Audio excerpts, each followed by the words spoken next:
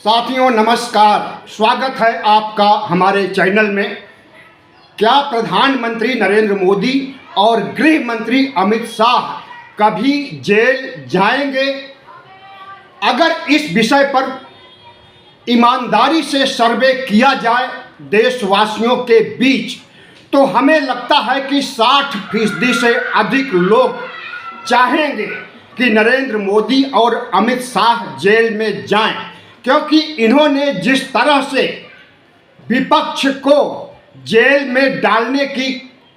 कोशिश की है और अनेक मुख्यमंत्रियों को जेल में डाला है, अनेक विपक्ष के कद्दावर नेताओं को बगैर किसी गुनाह के जेल में डाला है, तो बारी तो इनकी भी आनी चाहिए। अभी संजय सिंह ने राज्यसभा में भाषण दिया और भाषण में कहा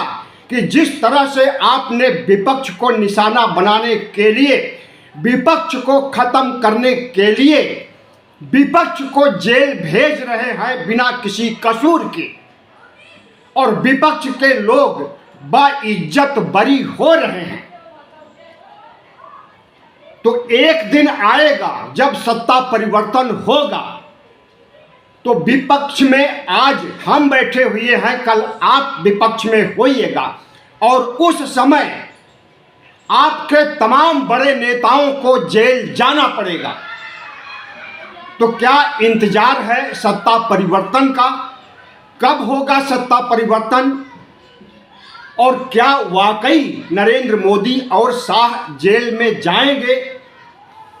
हमें लगता है कि इसकी तह में जाने से पहले यह सोचना होगा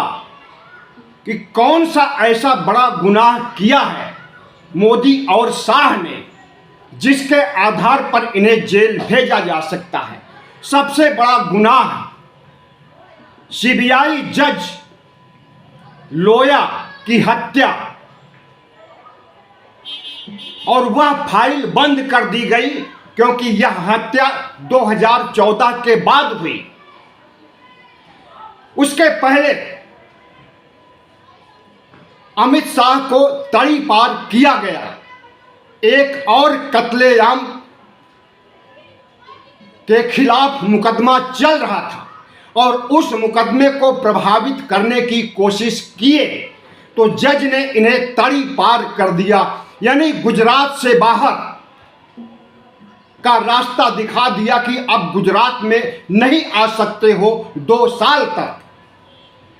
तो इन्हें तड़ी पार किया जा चुका है पहले ही। लेकिन जो सबसे बड़ा गुनाह इनका है कि विपक्ष को बदले की भावना से जिस तरह से जेल में डालते रहे हैं, चाहे वह अरविंद केजरीवाल हो, चाहे वह संजय सिंह हो, चाहे वह मनीष सिसोदिया हो, चाहे वह सत्येंद्र जैन हो, और दूसरी पार्टियों के नेता, झारखंड के मुख्यमंत्री को अगर बगैर किसी गुनाह के जेल में डाला जा सकता है,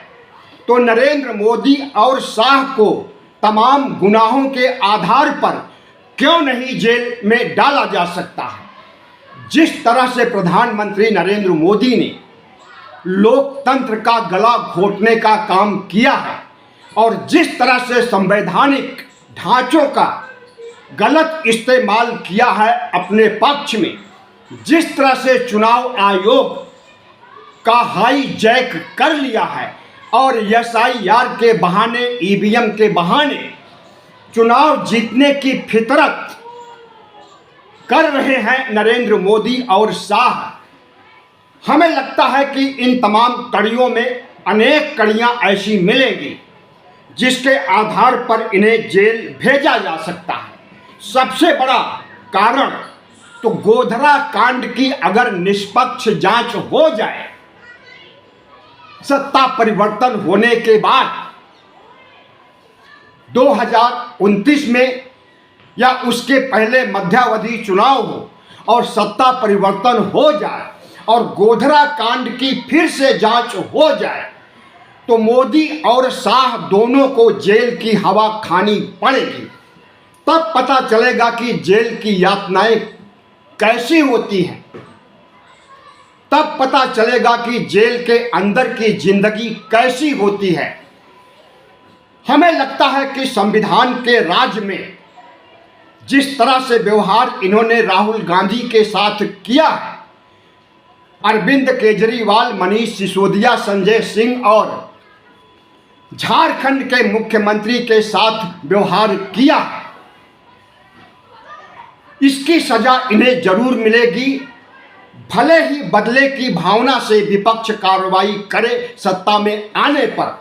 लेकिन यह एक दिन होना है और मोदी और शाह दोनों को जेल की हवा खानी पड़ेगी। लोकतंत्र में संविधान से बड़ा कोई नहीं होता, लेकिन प्रधानमंत्री नरेंद्र मोदी न सिर्फ संविधान से बड़े हो गए हैं, लोकतंत्र से बड़े हो गए हैं। आप अपने आप को ईश्वर का अवतार घोषित कर चुके हैं, तो इन्हें लग रहा है कि इन्हें जेल की हवा कभी नहीं खानी पड़ेगी और यह सत्ता में आ गए हैं तो कभी सत्ता को छोड़ेंगे ही नहीं। कितना भी फ्रॉड करना पड़े, कितना भी एसआईआर करना पड़े, कितना भी चुनाव आयोग को कठपुतली बना करके चुनाव जीतने का मादा रखते हो, लेकिन इस देश में संविधान और लोकतंत्र की जड़ें इतनी गहरी तक हैं कि एक न एक दिन इनका तानाशाही और इनका अहंकार तिरोहित होगा, और जिस दिन तिरोहित होगा और विपक्ष में आएंगे चुनाव हार करके, उस दिन इन्हें जेल जाना पड़ेगा।